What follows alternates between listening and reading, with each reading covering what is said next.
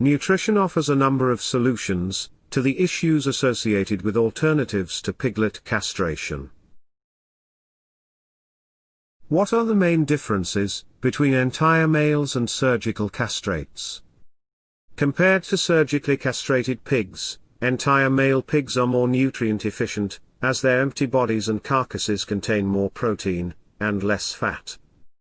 Furthermore, carcasses of entire males have greater portions of fore-end and lower portions of ham, and their muscles contain less intramuscular fat.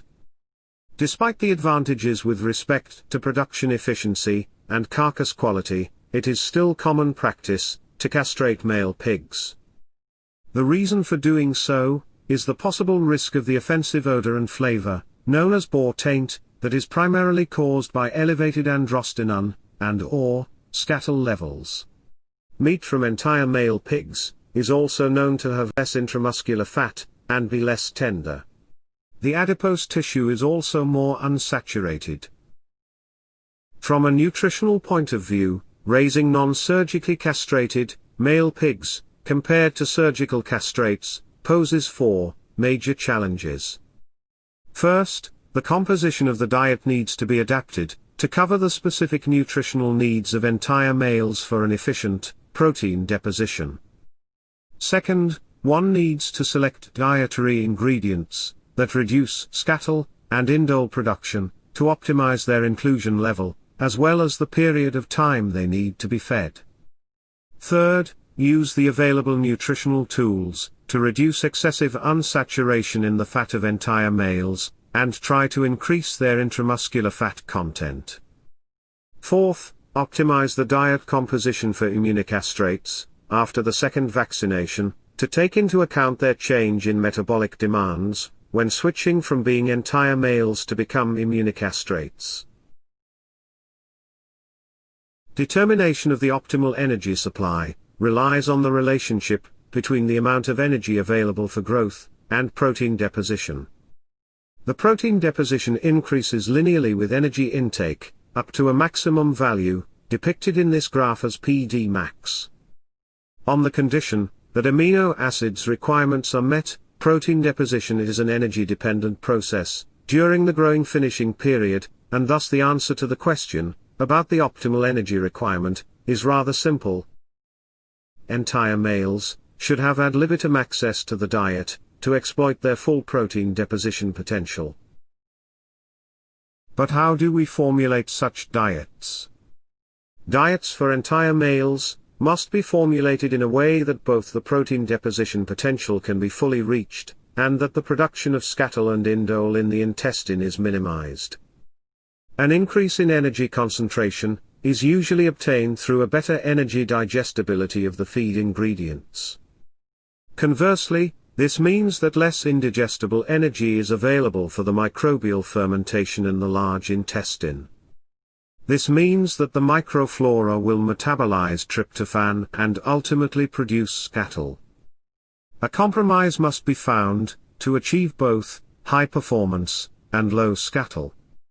The net energy content of a grower-finisher diet for entire males should lay between 9.5 to 10 megajoule net energy per kilogram feed.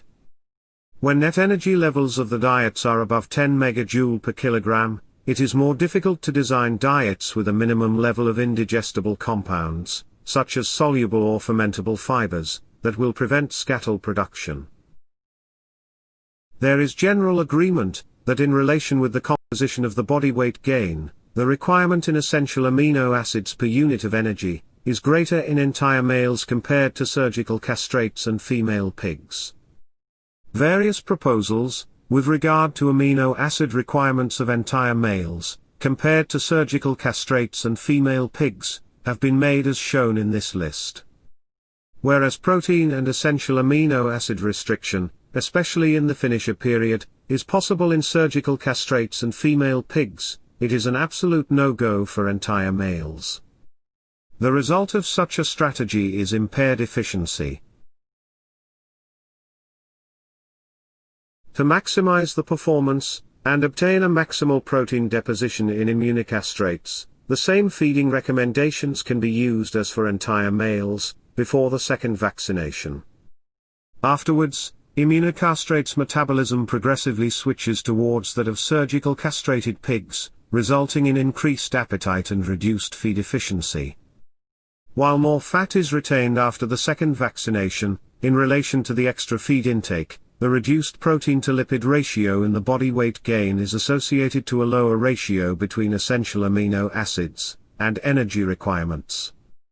This leads to the conclusion that lysine requirement for immunocastrates decreases by up to 30%, compared to entire males, approximately 14 days after the second vaccination. Dietary composition is one of the major factors regulating intestinal scatol and indole synthesis. There are several mechanisms through which dietary components can affect scatol and indole levels. First, diet can reduce the availability of the scatol and indole precursor L-tryptophan in the colon by changing the rate of apoptosis. Second, the diet can alter the composition of the gut microbiota, and the availability of Bacteroides and Clostridium, which have been reported to produce scatol. Some dietary components can increase the energy availability, and shift the microbial activity, from proteolytic to saccharolytic. Diet can also affect intestinal transit time and rate of absorption of scatol and indole in the hind gut. There is accumulating evidence that dietary supplementation with chicory root is efficient to reduce scatol. Including purified inulin into the diet produces the same results as chicory root, suggesting that inulin is one of the main components in chicory, responsible for the scatol reduction. 15% chicory root in the diet, for 3 to 4 days prior to slaughter, successfully reduces scatol level by up to 60%. The exact mechanism of scatol-reducing effect of chicory roots is not fully understood. The following explanations exist. First, addition of chicory, or other sources of fermentable dietary fibers, stimulates butyrate concentration in the colon, which reduces cell apoptosis, and therefore, the availability of tryptophan for scatol synthesis. Second, compounds in chicory root modulate the microbial composition, and decrease abundance of scatol-producing bacteria. Third, feeding chicory increases microbial activity, and increases the incorporation of amino acids into bacterial biomass. There is therefore less tryptophan available for scatol synthesis. Hydrolyzable and condensed tannins, a group of bioactive compounds found in many plants, have been shown to have the potential to reduce the levels of scatol and indole in the adipose tissue. Tannins are able to inhibit proliferation and apoptosis in the cecum, which reduces intestinal scatol production, due to lower availability of tryptophan originating from cell debris. Dietary hydrolyzable tannins, and/or their metabolites, positively enhance the proportion of the Oscillospira species in the gut. Oscillospira-mediated butyrate inhibits the inflammatory response in the gut, thus leading to less cell debris, and tryptophan available for scatol production. In addition, dietary hydrolyzable tannins reduce the proportion of streptococci and proteobacteria in the gut, thus limiting inflammatory response. Moreover, dietary hydrolyzable tannins decrease the amounts of lactobacilliaceae, which are involved in scatol production from tryptophan. Earlier studies demonstrated that the addition of raw potato starch in the feed reduces the scatol level. In these studies, raw potato starch was provided as top dressing, which is not suitable from a practical point of view. When included in the pelleted diet, 20% raw potato starch was not able to reduce the scatol levels in adipose tissue of the entire male pigs. However, when pelleting of the diet with 30% of resistant starch was carried out, at a low temperature of 60 degrees Celsius, scatol reduction could be achieved. Hence, to maintain the effects of resistant starch, feed processing must be carried out with a lot of care. The mechanism behind the effect of resistant starch is that it alters intestinal microbial composition, increases production of short-chain fatty acids, reduces damage to colonocytes, and improves colonic mucosal integrity. Various other ingredients like lupin seeds, grass silage, sugar beet pulp, cellulose and lignin mixtures have been reported to reduce scatol and indole production to some extent.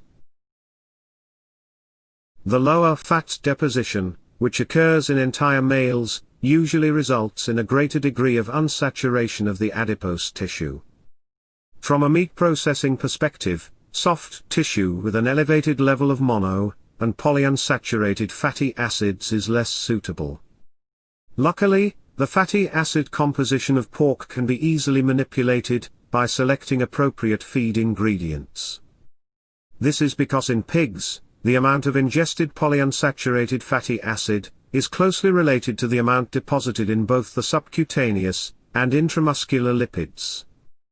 The lower carcass fat content is associated with a lower intramuscular fat content.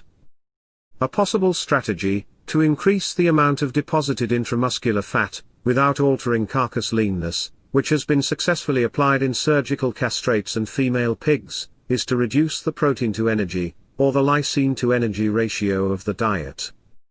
One has to be aware that applying this feeding strategy could go at the expense of the growth performance in that period, prior to slaughter. This presentation shows that there are various ways to tackle the different issues of rearing entire male pigs and immunocastrates by nutrition. The goal of these strategies is to optimize and fully exploit the growth potential and efficiency of these animals. At the same time, with the same diet one should be able to reach low levels of boar taint, sufficient intramuscular fat content, and a fat tissue suitable for meat processing or ripening. Do we have the solutions for all that? We have the main puzzle pieces, which we need to further exploit. The reason for that is that the available results are not always consistent, due to various factors like breed, genetic line, rearing conditions and feeding regimes and so on, used in different studies. In the future, there is a need to take a more holistic approach, and consider the impact of the whole diet with overall benefit on pig performance, health and pork quality. Thank you for your attention.